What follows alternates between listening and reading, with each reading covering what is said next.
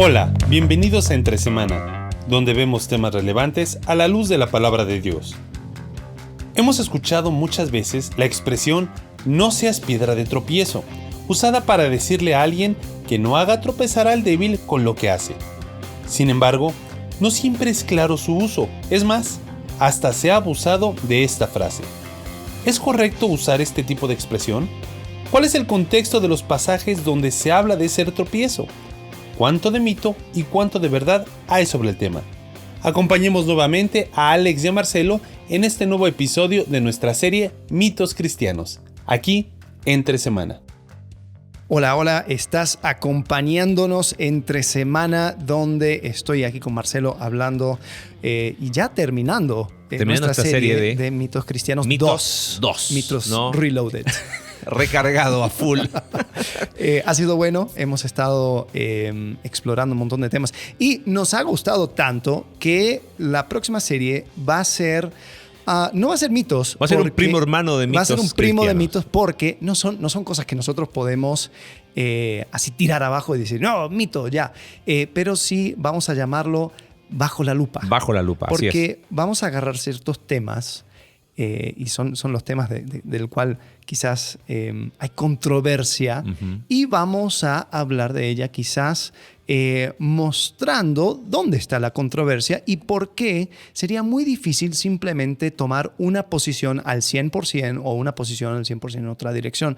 Y hay que decir, mira, hay mucha diferencia en cuanto a estos temas. Sí, el espíritu de hacer esa serie que le queremos llamar Bajo la Lupa es seguir desarrollando el pensamiento crítico y sobre todo el dejar de decir porque siempre lo hemos creído así. Ajá. ¿No? O es que somos bíblicos, entonces Claro. por eso tomamos esta postura. Es más, si queremos ser bíblicos en este lugar. Queremos ser bíblicos. Entonces, bajo la lupa es la actitud que tuvieron los bereanos. ¿Te acuerdas en el libro de Hechos? Sí, Que totalmente. dicen que fueron más nobles que los de Tesalónica, porque cuando escucharon al apóstol Pablo, o sea, no eran dos pelagatos como nosotros, no era el apóstol Pablo.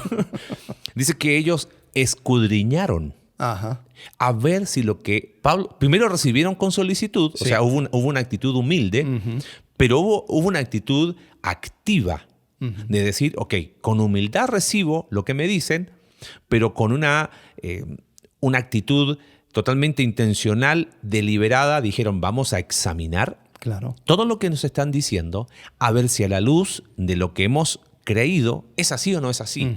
Yo creo que muchas veces la falta de tiempo, vamos a decirlo con todas sus letras, la pereza, el hecho de decir, ¿para qué preguntarse esas cosas? Tú vive, levántate, trabaja y no te hagas preguntas, ¿no? O incluso de tener una persona muy respetada en tu vida, Ajá. donde dices, no, es que mi Me lo papá, dijo, mi claro. pastor, mi profesor, tienen todas las respuestas y siempre tienen una opinión en cuanto a una cosa.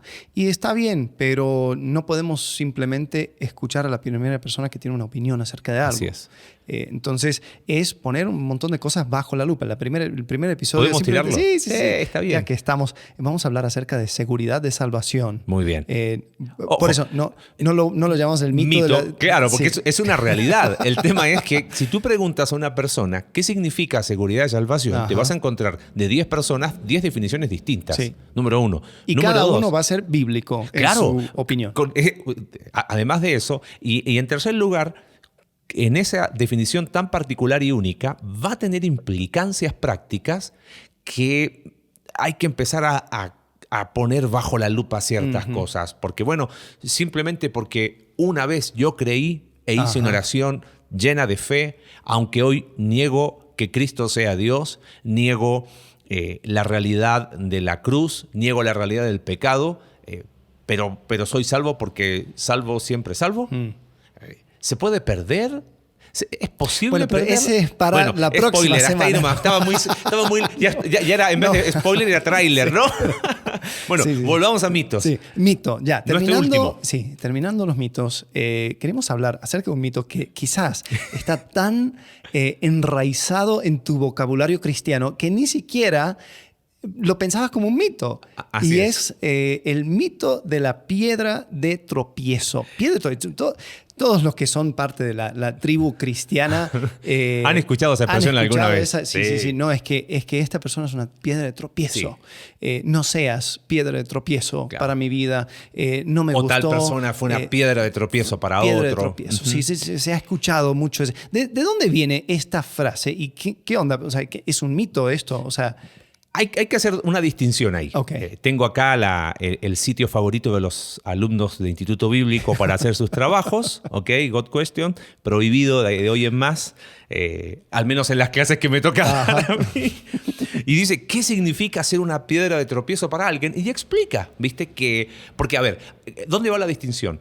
La Biblia habla de tropiezo, desde el libro de Levítico 19, ¿no? Habla de no poner tropiezo a las personas con discapacidad, pero específicamente la expresión piedra de tropiezo, buscando acá en una concordancia en nuestra amada, para que no nos traten de herejes, en nuestra amada Reina Valera, revisión 1960, muy bien, aparece en el Nuevo Testamento 3 veces. Okay.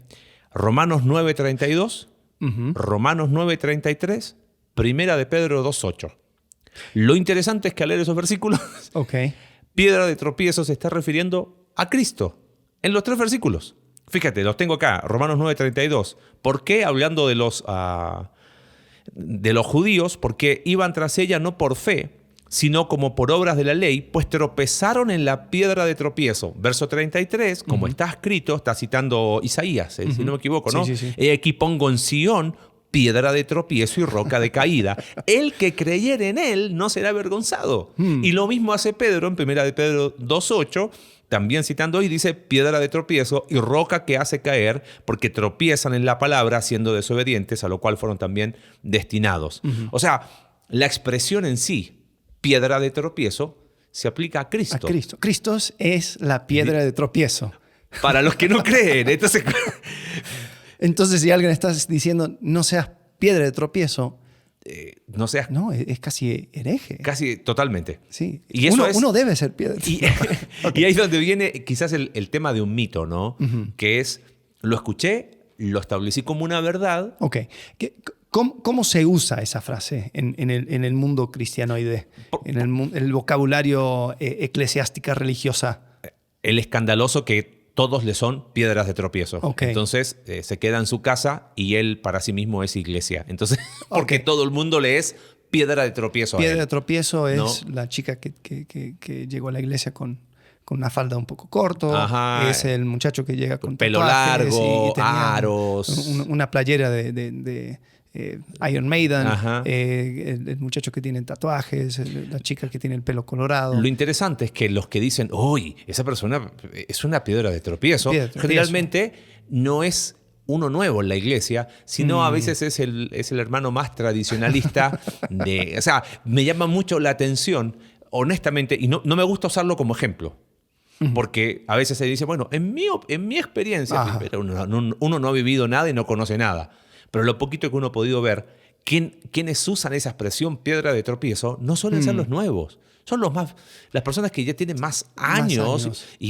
Porque tienen suficientes años para usar el lenguaje. Y eso es un lenguaje de iglesia. Sí, totalmente. Y aunque no sea bíblico, ese mito se ha metido en la iglesia a tal punto que piensan que piedra de tropiezo es igual a cualquier persona que hace algo distinto o del cual yo no estoy de acuerdo. Entonces ahí está el mito. El que causa división. ¿No? Dirías, se terminó utilizando para cualquiera que piensa distinto, que hace las cosas distintas.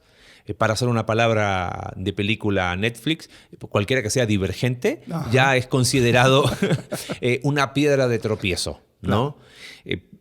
Vemos que la expresión como tal está equivocada usarla en esos casos por la sencilla razón de que es una expresión completa, piedra de tropiezo, aplicada a Cristo. Ahora, el hablar de hacer tropezar al prójimo, sí la Biblia habla bastante de eso, ¿no? Eso sí, y ahora vamos a tratar de dilucidar a qué se refiere, ¿no? Sí, no dice una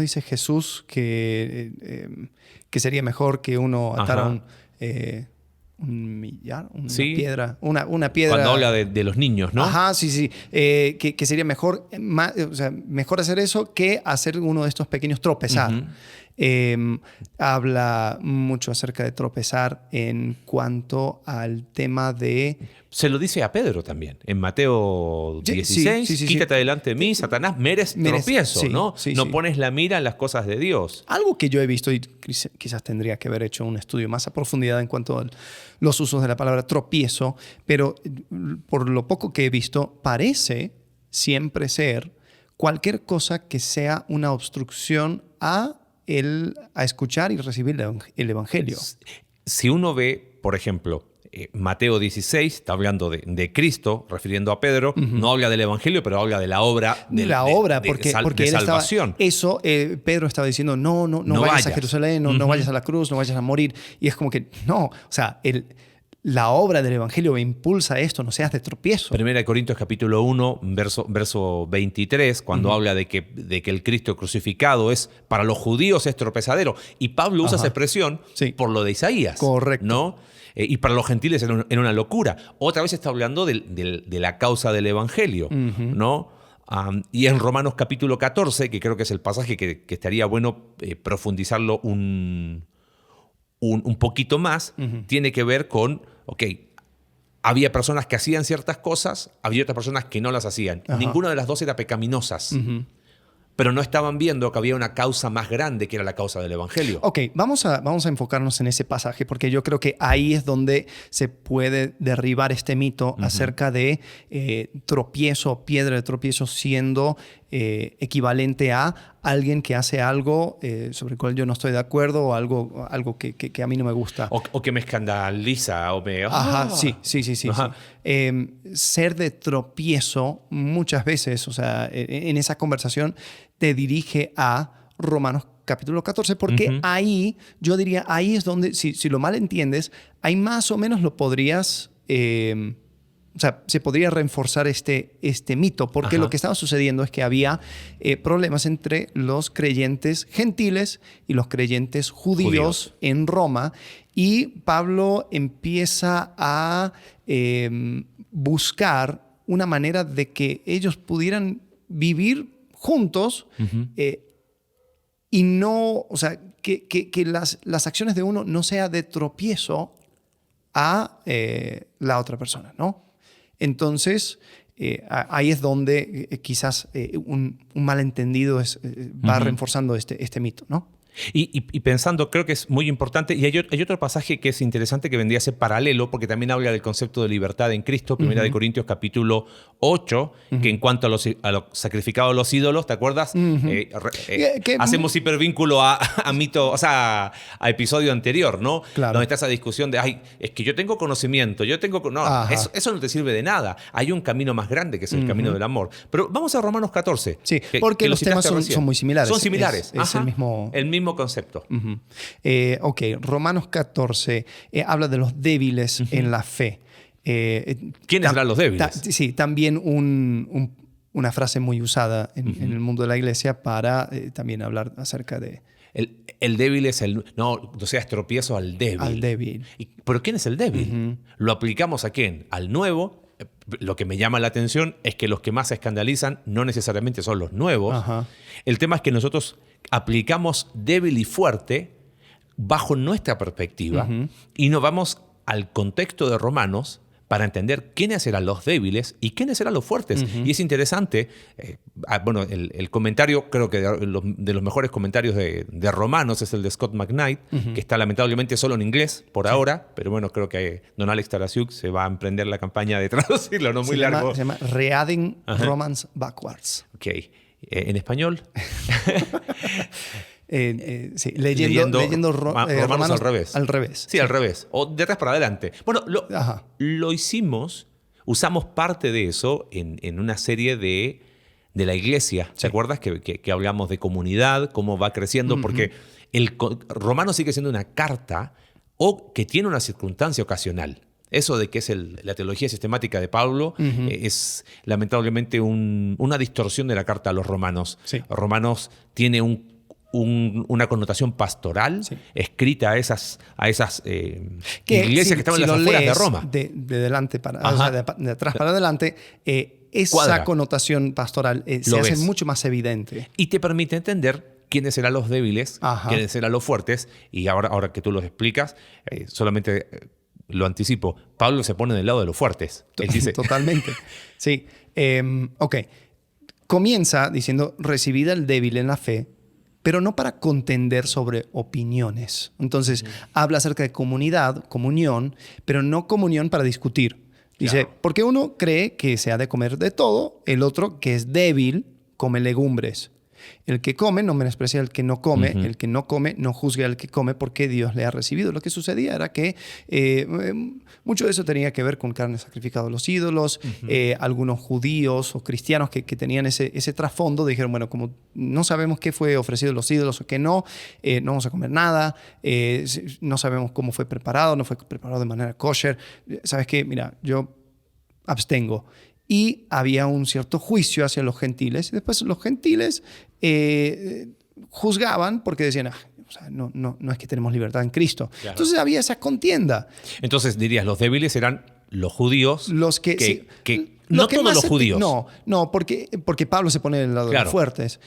Pero eran las personas que quizás, habiendo llegado a la fe desde ese contexto, pues le era muy difícil. Los pobrecitos, o sea, nunca tuvieron una hamburguesa con queso para no tener que quebrantar la ley levítica. Y después llegan estos gentiles y tienen un Big Mac, un doble Big Mac y dicen, hey, está riquísimo, no sabes de lo que te pierdes. Claro. Y ellos dicen, pero o sea, para la mayor parte de mi vida esto fue un pecado inquebrantable delante de Dios. Ahora me vas a decir que no.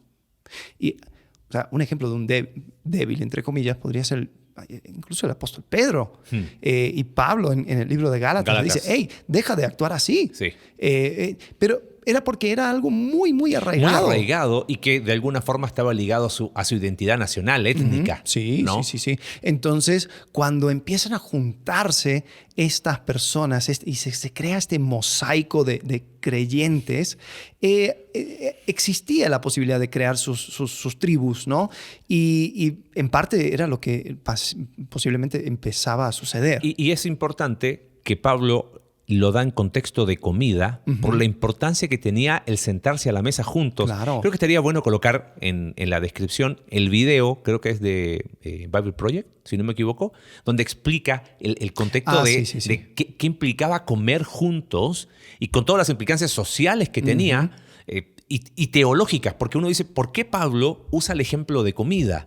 Y a veces nosotros lo extrapolamos a una realidad nuestra. No, era por el contexto de Oriente, de todas las implicancias que tenía sentarse juntos a la mesa. Recibir a alguien en la mesa era aceptarle. Así es. Era, o sea, tratarlo como un igual. Ajá, sí.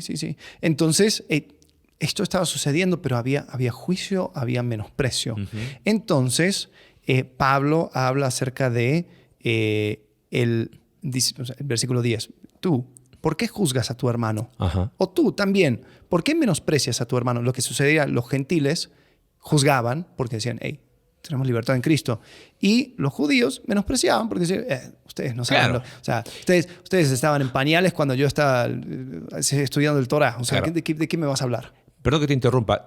Sí creo que es importante lo que dice en el versículo 5 al 7, ¿no? Leo en la Nueva Versión Internacional. Hay quien considera que un día tiene más importancia que otro, pero hay quien considera iguales todos los días.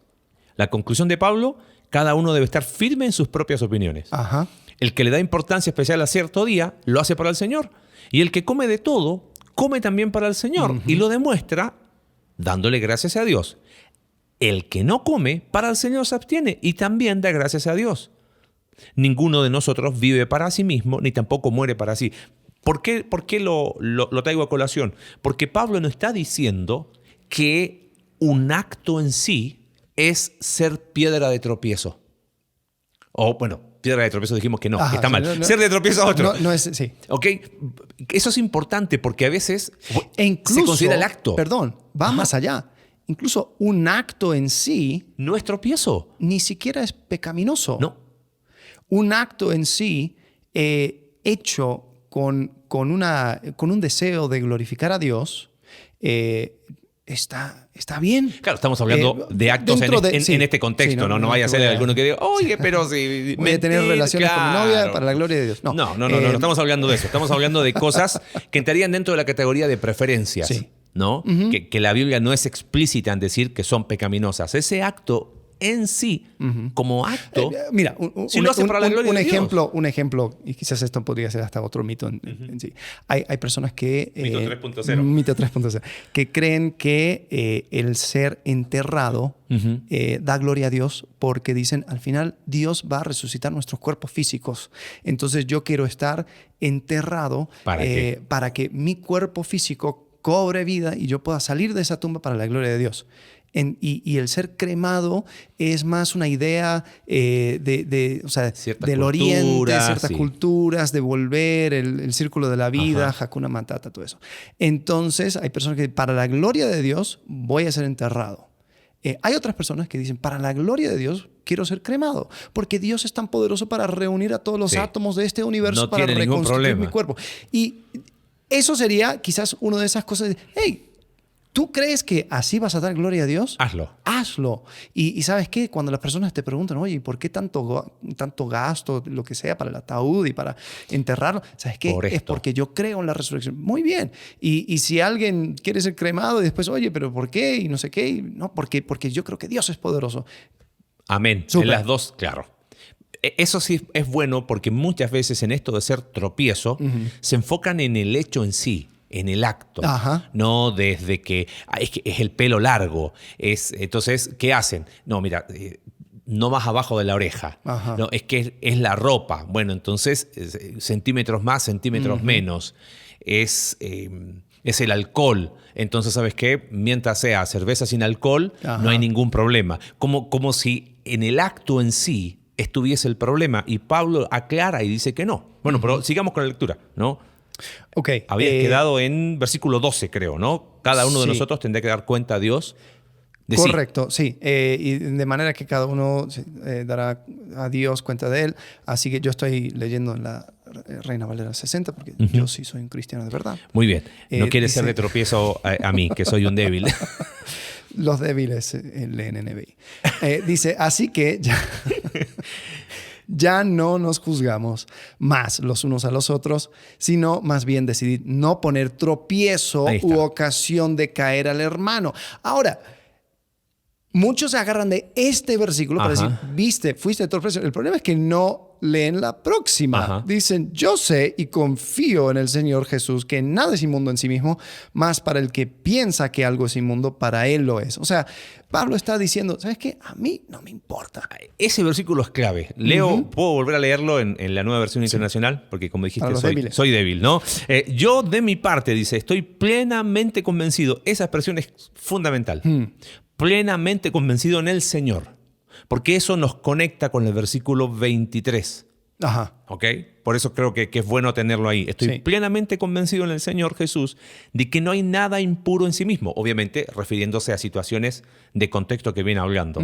Si algo es impuro, lo es solamente para quien así lo considera.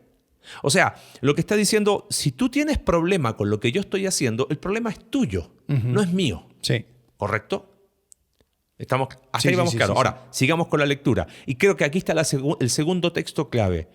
Sigo leyendo en la NBI. Ahora bien, si tu hermano se angustia por causa de lo que comes, ya no te comportas con amor. ¿Cómo dice la Reina Valera? Dice, pero por si causa de la comida. Habría que ver en el griego aquí lo tengo. Ok. Aquí dice, por causa de la comida, tu hermano es contristado, ya no andas conforme al amor. Aquí habla de angustia, contristado. La palabra es muy fuerte. Ok, pero la pregunta sería, ¿es acerca de lo que tú comes o acerca de la comida en general? No, de lo que yo estoy haciendo en sí. Ok. O sea, de lo que yo hago. Y la expresión es, te causa dolor. Es muy interesante. O sea, no está hablando de, ay, me escandalicé. No estoy acostumbrado a esto. No, está hablando de causar dolor, afectar, inclusive en contexto griego, era afectar el alma. O sea, una persona, por eso habla de que se contrista o se angustia. Esa es una expresión emocional muy fuerte. No está hablando de si hoy a mí me incomoda o no me siento bien comiendo, como dijiste tú, una hamburguesa con queso. No estoy acostumbrado a eso. No, está hablando de algo más profundo. Sí. De una angustia. Bueno, ok, un ejemplo. Y por eso hice la pregunta acerca del original, porque en este caso Reina Valera es más cercana al griego, porque dice, si por causa de la comida, tu hermano, ¿qué dice la NBI? Sí, si por causa de la comida, tu hermano. ¿Eso dice NBI? No, perdón, estoy leyendo la NBI dice, si por causa de lo que comes. No es lo que come. Porque una persona podría decir, viste, tú comiendo me causa dolor. Claro, no, es la comida. No, es la comida. Ajá. Un ejemplo podría ser... es la comida. Bien, iglesia, actividad de iglesia, vamos a tener una carne asada griega. Y ahí están todos los griegos haciendo... Exacto. Es sustantivo. Acá en el idioma griego es un sustantivo. La palabra es broma en griego, por causa de lo que tú haces. O sea, no del acto, sino de la comida en sí, de la cosa en sí. Por causa de la comida. Entonces, qué sé yo, iglesia tiene una carne asada, ahí llegan todos los gentiles y están comiendo y los judíos, hey, ¿qué onda? No, mira, aquí es, esta es una actividad, se llama actividad carne asada, libertad en Cristo. Punto. ¿Comes o comes? Y estás obligando a una persona que tiene problema de conciencia, que todavía no ha llegado a plena certidumbre de que comer carne sacrificado a ídolos, comer carne que iría en contra de las leyes kosher, es algo que no sería de desagrado a Dios. Entonces, se tiene que convencer para que su conciencia esté limpia. Y obligarle sería contristarle. Ese es el punto. Sí. Obligar, creo que ahí diste en el kit de la cuestión. En el nombre de Dios, yo a ti, vamos a suponer que te estoy obligando a hacer algo en lo cual tú tienes dudas todavía. Por eso Pablo, uní 14, yo de mi parte estoy plenamente convencido en el Señor Jesús de que no hay nada impuro en sí mismo. Pero Pablo después dice en el 23 que el que tiene dudas en cuanto a lo que come se condena si lo hace con duda. O sea, si yo te obligo a ti, yo estoy haciéndote tropezar porque te estoy coaccionando para hacer algo en lo cual tú tienes duda. Sí. Y tú, al mismo tiempo, al hacerlo con duda, también te condenas a ti mismo. Sí. O sea, hay no sé si llamarlo un doble pecado, pero hay un doble tropiezo. Sí. Yo obligándote a ti a hacer algo en lo cual tú tienes dudas y la persona con duda, es que si no, ¿cómo? Ok, ya lo voy a hacer igual, ¿no? Correcto. Ahí está haciendo, no lo hace por convicción. Y ahí sí se transforma en pecado. ¿Correcto? Sí, porque lo que sucede es que la persona llega a una conclusión de decir, ¿sabes qué? No me importa si es pecado o no es pecado. Eso lo voy a dejar sin resolver. Voy a actuar. Eso está mal.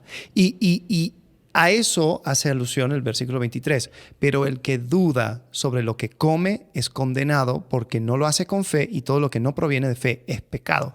Lo que quiere decir es, si tú en tu mente tienes dudas y aún así actúas, estás diciendo, Dios, yo no sé si esto es pecado o no, pero no me importa. Me importa más el actuar. Me importa más el hacer. Entonces, si un judío o una persona con trasfondo judío llega a Cristo, todavía no está convencido si comer este plato va en contra de lo que Dios quiere. Entonces, no se ha sentado a resolver el tema en su mente. Pero quiere ser tanto parte de esta nueva comunidad que dice, ¿sabes qué? No me importa. Lo voy a hacer de todas formas. Para congraciar a las personas que me están sirviendo el plato. No, eso está mal. Claro. Resuelve tu duda primero, después con limpia conciencia, ven y come. Con plena seguridad, come y disfruta. Y lo que apunta Pablo, los versículos que nos saltamos, es versículo 16, en una palabra, el 15, comportarse de acuerdo al amor. En una palabra, no den lugar a que se hable mal del bien que ustedes practican. O sea, si lo que tú vas a hacer va a terminar siendo un comentario más negativo que positivo, no ayuda. Entonces, ¿por qué? Porque el reino de Dios no es cuestión de comidas o bebidas, sino de justicia, paz y alegría en el Espíritu Santo. O sea, al final, en ese contexto, en vez de estar hablando de la justicia, de la paz y de la alegría o del gozo que podían tener en el Espíritu Santo, terminaban hablando más de si que comió, que no comió, que lo obligó, que que lo obligaron a comer cerdo cuando él no quería hacerlo. Ajá. Y ese fue el tema en cuestión. Entonces dice, por lo tanto, verso 19, esforcémonos por promover todo lo que conduzca a la paz y a la mutua edificación. No destruyas la obra de Dios por causa de la comida. Todo alimento es puro. Ajá. Lo malo es hacer tropezar a otros por lo que uno come. Entonces volvemos al mismo punto. Sí. No hay algo malo en el objeto ni en el acto. Si las circunstancias, como tú, fuerte o maduro en la fe, te llevan a decir, ¿sabes qué? Prefiero no hacerlo por algo más grande. El reino de Dios no se trata de comida ni bebida. Hazlo. Pero si lo vas a hacer, ya sea que hagas o no hagas algo, si lo haces por los motivos equivocados, yo creo que ahí está el problema. Sí. Y esto de hacer tropezar ha llevado a muchos a hacer cosas o a dejar de hacer cosas por motivos equivocados. Entonces todo es, es que no quiero ser de tropiezo, es que no quiero ser de tropiezo. Es que no se trata de no querer ser de tropiezo. Más bien, evalúa tu contexto, evalúa la situación. D.A. Carson en una vez explicó algo en cuanto al vino que a mí me encantó. Dijo, si yo voy a un lugar y sé que son abstemios, probablemente a la hora de la cena no pida vino. Pero si esos abstemios empiezan a hablar de que ellos son espiritualmente superiores, que ellos deciden no hacer tropezar a nadie y deciden que poco menos por esa conducta Son más espirituales. lo que hago es pedir una botella y abrirla delante de ellos. Porque ahí es donde se empieza a distorsionar el concepto. Claro. ¿No? Y creo que lo que tú decías de obligar a alguien a hacer algo o obligar a alguien a no hacer algo, eso es más de tropiezo que a lo mejor es la típico hermano o hermana que se escandaliza. Ay, me son de tropiezo con esa guitarra. No te gusta la guitarra eléctrica. Exacto. Nada más, no diga que es de tropiezo. Sí. Di que no te gusta. Sí. Y ya está. Y hazte cargo de tus preferencias. Claro. Ay, es que me es de tropiezo el bajo. Porque, Claro. no te gustó. Sí. Y creo que sí hay un valor en decir, si hago de esto el tema central, no va a conducir a nada bueno. Y ahí es donde vemos el versículo 20, ¿no? No destruyas la obra de Dios por causa de la comida. ¿Podemos hacer un puente? Claro. Okay. Esto es Romanos 14, iglesias en las afueras de Roma. Vivimos año 2021, sin descontextualizar Romanos 14, ¿cómo hacemos un puente para decir cómo se vería hacer tropezar a alguien a causa de... Llámale, si no le llamas comida, a causa de otra cosa. ¿Cómo sería un ejemplo concreto? Un ejemplo concreto de un tropiezo legítimo. A ver, ayúdame. No sé, siempre eres tú el que me pregunta y después yo no sé qué hacer. Esta la guardé porque te estoy siendo de tropiezo con la pregunta que te estoy haciendo. Por ejemplo, un tema que suele ser... conflictivo, que da para muchas tintas, que no lo hemos tocado en el podcast, es el tema de tatuajes. Ok. Y han derramado tintas y que sacan Levítico y tinta no te para hagas, quejarse del tatuaje y tinta para tatuarse. hacerse tatuaje, ¿no? ¿Cómo ese tema puede ser de tropiezo? Porque es en muchas direcciones. Okay. No es el tatuaje el que es tropiezo. ¿Cómo sería ese tema cómo terminaría siendo de tropiezo para alguien? Ok, vamos a suponer una persona llega de un contexto tal vez no cristiano, pero sí como puritano. Esto es lo que una buena persona haría, no sé, qué sé yo, quizás de un trasfondo católico, lo que sea, ¿no? Llega a Cristo y tiene esa idea de que es una buena persona moralmente hablando. Exacto, sí, se pone camisa con botones, se corta el pelo corto y no se tatúa, porque eso es de la gente pagana, ¿no? Y incluso él había leído Levítico capítulo, creo que es 19 que habla de que no se hagan marcas en su cuerpo y dice, bueno, yo voy a honrar a Dios no tatuándome. Y yo creo que no debería hacer eso con mi cuerpo. A un Ferrari no se le pone calcomanías, todas esas cosas, ¿no? y después llega la otra persona que llega desde otro trasfondo y dice, ¿sabes qué? Libertad en Cristo, voy a proclamar mi fe por medio de arte en mi cuerpo, voy a poner versículos y voy a... es una concordancia andante. O qué sé yo, simplemente le gusta el tatuaje y se tatúa y dice que yo no tengo ningún problema. Ok, se encuentran estas dos personas. ¿Cuál sería el tropiezo? El tropiezo quizás podría ir en varias direcciones. Una sería la persona tatuada diciendo, oye, ¿por qué no te tatúas? No, porque yo no creo que está bien. No, mira, es que tú todavía no has entendido lo que es vivir la libertad en Cristo, y hasta que tú no lo entiendas, hasta que tú no te tatúes, no vas a sentir esa libertad, y la verdad, tú estás esclavizado, hermano. Entonces, y te lo dicen así como con una actitud, ¿no? Que no nos estamos grabando, pero eso, si tuviese que describir la actitud de Alex. Urbano, ¿no? Pero ahí está. Entonces, lo que acabas de decir está interesante, porque se le está diciendo a ese hermano que decide no hacer algo, se iguala, fíjate, este tatuado dice, como tú no vives tu libertad en Cristo, o sea, tener un tatuaje es sinónimo de libertad para esa persona. Sí. ¿no? Sí. Entonces todos los que no lo tienen están esclavizados. Sí. Entonces, coaccionarlo a que haga uno es hacerlo tropezar. Sí, es decir, ¿sabes qué? Te acompaño, vamos a hacerte un tatuaje, ya lo pensé, ya lo tengo, ven. Y la verdad, si no, o sea, yo no sé qué haces en esta iglesia. Claro. Porque esta es la iglesia de los tatuados. Ajá. No eres bienvenido. Sí, casi. O sea, le estás diciendo que no es bienvenido. Sí, definitivamente. Y después la persona está entre comunidad o convicción. Entonces, o hago lo que hacen los demás para ser parte de esta comunidad, para que ya no me juzguen, o... No me vean como bicho raro. Exacto. O simplemente ya no puedo tener parte con ellos. Eso es hacer tropezar. ¿Por qué? Porque esa persona realmente piensa que él está honrando a Dios por una práctica o para abstenerse de algo. No debería las preferencias o las maneras diversas en que uno honre a Dios en su vida personal, no debería ser una cosa que divida a las personas. Llevando el versículo 17 en ese puente, porque el reino de Dios no es cuestión de comidas o bebidas, el reino de Dios no es cuestión de tatuajes, por ejemplo. Exacto. ¿No? Bueno, pero también el tropiezo puede ir en otra dirección. ¿Cuántas personas, y creo que esto es un poco más común, llegan a Cristo y después dicen, hermano, qué bueno que llegaste a Cristo. Ahora hay que borrar esas marcas de tu vida anterior, de tu vida pagana.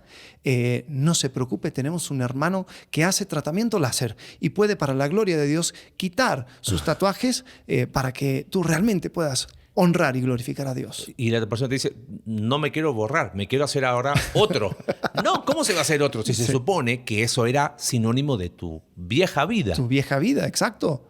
O sea, al final lo entonces... Lo viejo pasó. Claro. Aquí todo es hecho nuevo. Ahora fíjate, el evangelio se reduce a cosas conductuales externas. ¿No? Y se destruye la obra de Dios por causa de tinta. Ajá. Y ahí está el punto. Creo que el espíritu, otra vez, de hablar de estos mitos, responde a cuántas veces, quizás sin mala intención, se ha lastimado, se ha dañado. Totalmente. Con comentarios, con cosas respecto a, es que ven, te voy a cortar el pelo para que no seas de tropiezo a otro. No. Esa persona se escandaliza por el pelo del otro y usa el pretexto del tropiezo para hacer algo cuando en realidad contra de la voluntad. El coaccionar es de tropiezo. Exactamente. Porque estás distorsionando características y el deseo de Dios sobre la vida de una persona y reduciéndolo, como dijiste, a cosas externas. Y ¿sabes qué? Le estás dando un concepto de Dios errado. Estás diciendo que a Dios le importa más estas cosas externas que el corazón de uno. Lo conductual, claro. Y eso, si hay algo que ha en estos últimos siglos destruido a la iglesia, es eso. Sí, totalmente. Totalmente de acuerdo. El así llamado movimiento de pureza, donde todo fue reducido a eso. Cómo te pintas el cabello, cómo te portas, cómo te vistes, cómo hablas. Ok, podríamos hablar del trasfondo, decir, habían cosas, o sea, eran reacciones en contra de la cultura, pero lo que pintó era un Dios que solamente importaba si tú actuabas de una cierta manera. Y yo creo que eso es un error muy grave. Y creo que, desafortunadamente, ha destruido la fe de muchos. Y eso no es caminar conforme al amor, que es lo que dice 1 Corintios 8 y Romanos 14, porque son pasajes muy paralelos. Y Pablo está dispuesto aún a decir, ¿sabes qué? Yo en esas cosas estoy sobre eso. No, si es necesario, no lo hago, si es necesario, lo hago, pero hay algo mayor. En cuanto a ese tema de preferencias, siempre he sostenido, es una opinión muy personal, que prohibir es más fácil que enseñar. Por eso siempre se toma ese camino.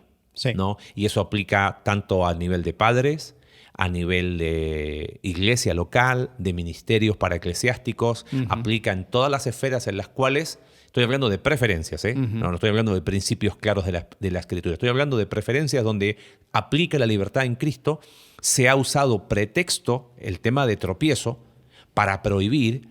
Prohibir siempre es el camino fácil, pero es el camino que daña, es el camino que lastima, es el camino que termina dejando gente herida en el nombre de Dios. Sí. Y esa es la peor tragedia, ¿no? Porque en vez de hacer extender el reino de Dios, terminamos haciendo, como hemos dicho tantas veces, esos autogoles que terminan afectando el testimonio público, afectando la esencia de ser cristiano y afectamos a personas, que eso era lo que el corazón de Pablo era, hey, por favor, déjense de afectarse el uno al otro por cuestiones que no tienen trascendencia.